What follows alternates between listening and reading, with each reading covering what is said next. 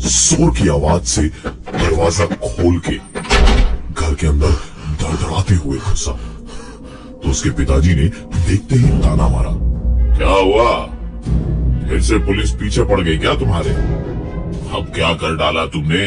राजन ने एक बदतमीज सी मुस्कुराहट अपने पिताजी को दी और उससे भी ज्यादा बदतमीजी से कहा, ऐसा है बाबूजी, जिनकी मेहरारू नहीं होती ना, वो रात को सो जाया करते हैं। तो आप भी चुपचाप वही कीजिए और बकैती का काम हम पे छोड़िए। चलिए। इतना कह के राजन बड़बड़ाता हुआ अंदर अपने कमरे में चला गया और उसके पिताजी रोज की तरह अपनी किस्मत को कोसने लगे। नहा धोकर राजन अपने कमरे में ही था जब उसके दो दोस्त आए, केसरी और संजय। अंदर राजन के कमरे में महफिल जमी, बोतल खुली और फुल वॉल्यूम पे गाने चलाए गए। उनकी बातें अभी शुरू ही हुई थी कि बीच में ही बत्ती चली गई। राजन उठकर मोमबत्ती लेने गया। रसोई घर में मोमबत्ती ढूंढते हुए थोड़ी खटर पटर हुई तो एक बर्तन कहीं से किसी ने खींच के फेंका जो जाकर सीधा रसोई घर की खिड़की पे लगा। राजन ने चिल्ला के कहा, अरे बाबूजी, बुढ़ौती में सठिया गए हैं क्या? अरे हम हैं यार, कोई चोर वोर नहीं है। लेकिन बाबूजी का कोई जवाब नहीं आया। राजन ने फिर से कहा, बाबूजी, ओ बाबूजी, ये लोटा अभी आपा फेंक के मारे ना? बाबूजी के कमरे से खर्राटों की आवाजें आ रही थी। उनके कमरे के पास जाकर मोमबत्ती की रोशनी में राजन ने देखा तो बाबूजी बहुत ही गहरी नींद में सो रहे थे, इसलिए राजन ने भी ध्यान नहीं दिया। चुपचाप अपने कमरे में चला गया और मोमबत्ती की रोशनी में अपने दोस्तों को रसोई वाली बात बता ही रहा था कि एक फूंक की आवाज आई और मोमबत्ती बुझ गई।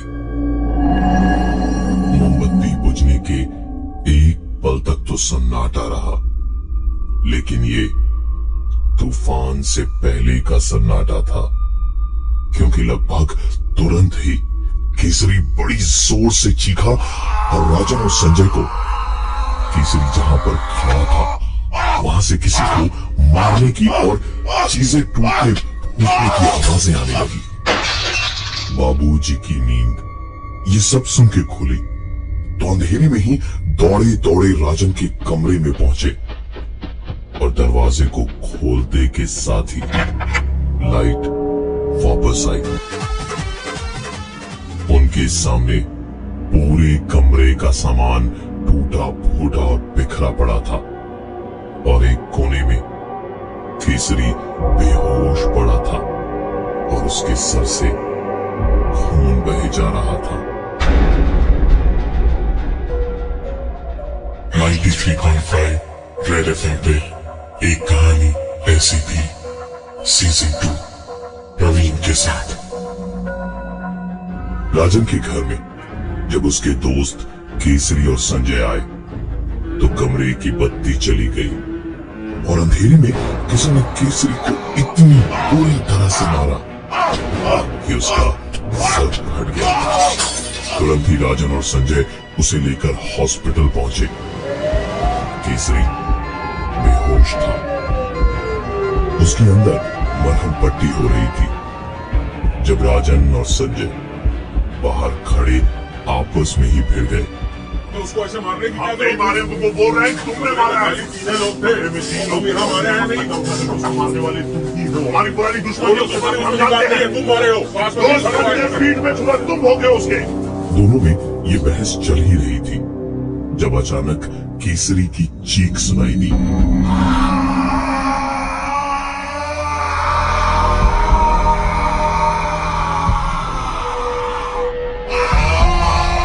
दोनों ही तुरंत चीख सुन के अंदर की ओर भागे। पहुंच के देखा कि केसरी पूरी तरह से चीखे जा रहा है। पता नहीं कौन सी परेशानी थी उसे जो इस कदर बुरी तरह से वो तड़प रहा था। राजन और संजय पूछ पूछ के थक गए थे, लेकिन केसरी सिर्फ चीखता ही जा रहा था, पर बोल कुछ नहीं पाया और रह रह के कमरे के एक कोने की तरफ इशारा कर रहा था। तंग आकर राजन ने कहा, अरे तू चीखना बंद करेगा या नहीं? अबे बता तो सही, हुआ कहाँ है? केसरी ने लेटे लेटे ही एक अजीब सी आवाज में कहा, इसकी चीखें तो बड़ी सुनाई दे रही है। बड़ा ख्याल है अपने दोस्त का। और संजय, इतनी तेज सर पर क्यों मारा तूने? देख, कहां पहुंचा दिया तूने केसरी को मारकर।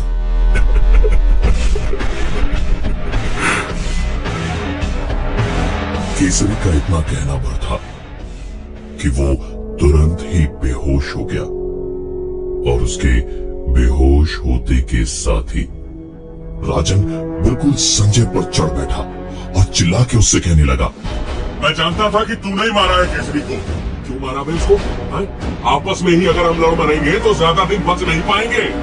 संजय लाख कहता रहा कि उसने नहीं मारा है केसरी को, लेकिन राजन माने तब ना, और ऊपर से जब केसरी ने खुद ही बोल दिया तो फिर तो कोई बात ही नहीं थी।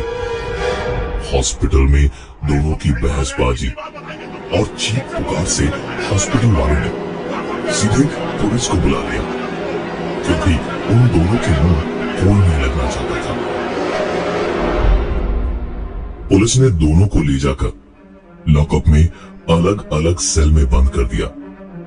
संजय तो जैसे लॉकअप में इसके पहले गया ही नहीं था, पागलों की तरह अंदर से चिल्लाए जा रहा था, जाने दो ना दरोगा साहब, जाने दो ना दरोगा साहब, हमने कुछ नहीं किया दरोगा साहब, हमें जाने दो, हमारा दोस्त बीमार पड़ा है दरोगा साहब, हमें। और कहते कहते ही इस बार संजय की आवाज बदली और उसने दरोगा जी से कहा, जाने दो ना दरोगा जी, जाने दो ना हमें।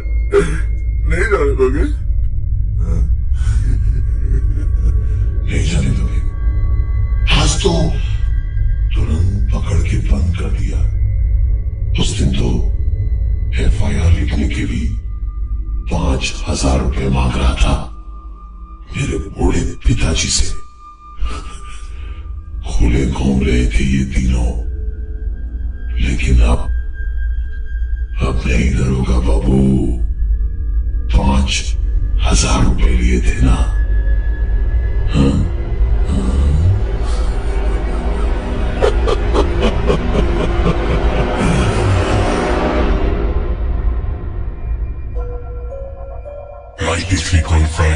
रेड FM पे एक कहानी ऐसी भी सीजन 2 प्रवीण के साथ।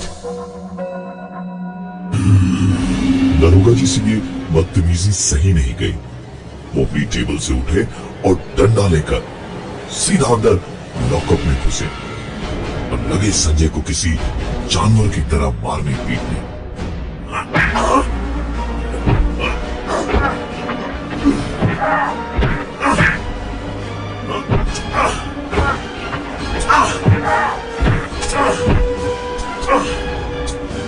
हमसे नाटक है साले। मार खाते खाते जहां संजय की चीख निकलनी चाहिए, उसने पलटकर दरोगा साहब से हंसते हुए कहा, 15,000 रुपए लिए थे ना तूने बच्चों के मर्डर केस को दबाने का? मुझे सब पता है दरोगा। संजय का इतना कहना था कि दरोगा और पूरी तरह गुस्से में संजय को पीटने लगा। मार खाते खाते संजय ने फिर से कहा, और वो मंत्री के बेटे का केस किसी को नहीं मालूम, दफा दफा करने का 2 लाख रुपए। मकान तो तेरा बहुत ही अच्छे से बन रहा है दरोगा। दरोगा साहब का बस चलता तो वो संजय को तोप से बांध कर उड़ा देते, लेकिन हाथ में बस इस वक्त एक लाठी भी उतनी ही बेरहमी से मार रही थी संजय को, और संजय भी न जाने किस अजीब हालत से गुजर रहा था कि मार खाते खाते जोर से हंसा और उसने कहा, तुझे और एक बात बताऊं दरोगा, तेरी ड्यूटी पे निकलने के बाद शिवराम रोज तेरी बीवी से मिलने जाता है, और कभी कुछ मिनट तो कभी घंटों उसके साथ।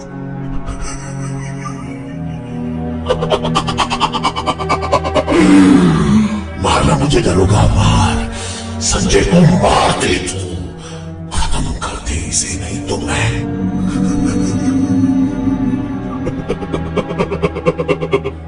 दरोगा साहब संजय को मारते मारते थक गए, और राजन ने संजय को कुछ देर बाद केसरी के घर पे मिलने को कहा। अपने घर पहुंच के राजन ने देखा कि बाबूजी घर पर नहीं थे। राजन सीधा नहाने चला गया। गर्मी का मौसम था, ठंडा पानी बदन पे डाला तो राजन की चीख निकल गई।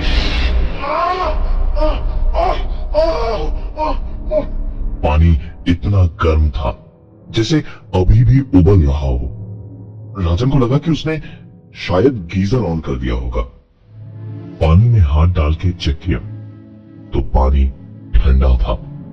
राजन ने एक मग बाल्टी से लेके दोबारा खुद पर डाला तो दोबारा उसकी चीख निकल गई। पानी अभी भी उतना ही गर्म था। राजन समझ गया कि कुछ तो गड़बड़ है, इस घर में रहना फिलहाल सही नहीं है। तुरंत बाहर निकल के अलमारी से कपड़े लेने को, अलमारी खोलते के साथ ही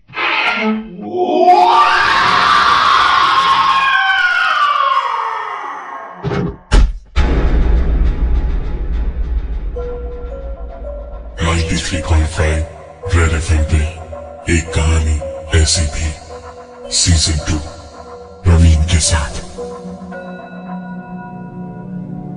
अपनी जगह पर लगा हुआ था। मुझे अपने बाबूजी की फिक्र हुई। तुरंत बाबूजी के कमरे में पहुंचा तो देखा बाबूजी की आंखें बंद थी। उसने बाबूजी को जगाने को आवाज दी। बाबूजी नहीं जगा। राजन समझ नहीं पा रहा था कि ये हो क्या रहा है कि तभी अचानक उसे अपना नाम सुनाई दिया।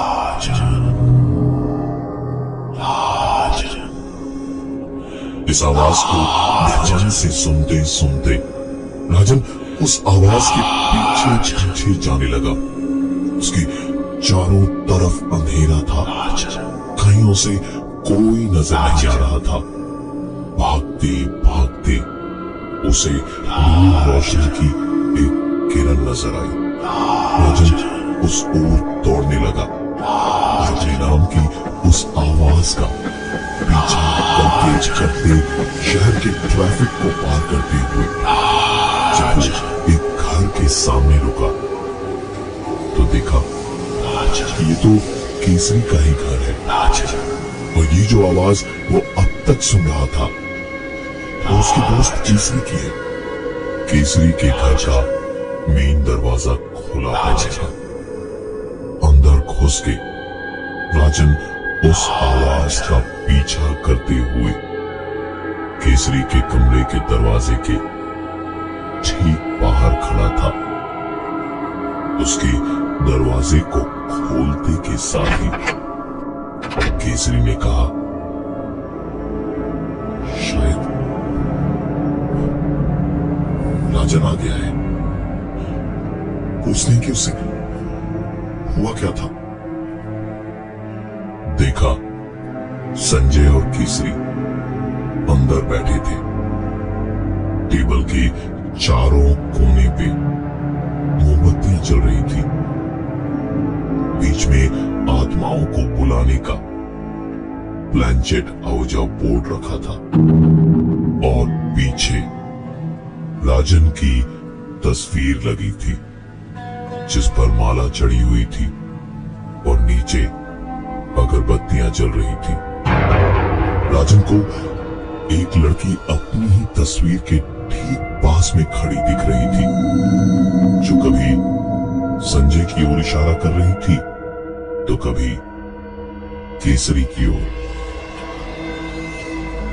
राजन को सब समझ आ गया।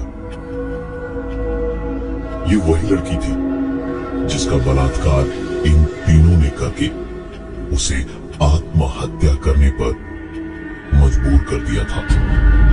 उसकी रिपोर्ट तक नहीं लिखी थी पुलिस वालों ने। लड़की अपने दर्द से और उसका बूढ़ा गरीब बाप अपनी बेटी की मौत के गम में इस दुनिया में नहीं रहे। राजन की मौत उसके घर में ही हुई थी, जब पंखे से उसे जोर की चोट लगी। केसरी के घर तक जो पहुंचा था वो राजन की आत्मा थी, जिसे संजय और केसरी ने ही बुलाया था। संजय और केसरी इस बात से बेखबर थे कि राजन की मौत के पीछे उसी लड़की का हाथ है जो इस वक्त उनके कमरे में है, अपनी मौत का बदला लेने के लिए। राजन चाह कर भी अपने दोस्तों को बचा नहीं सकता था। अगले 10 दिनों के अंदर राजन के दोस्त संजय और केसरी की भी अलग अलग हालातों में मौत हुई।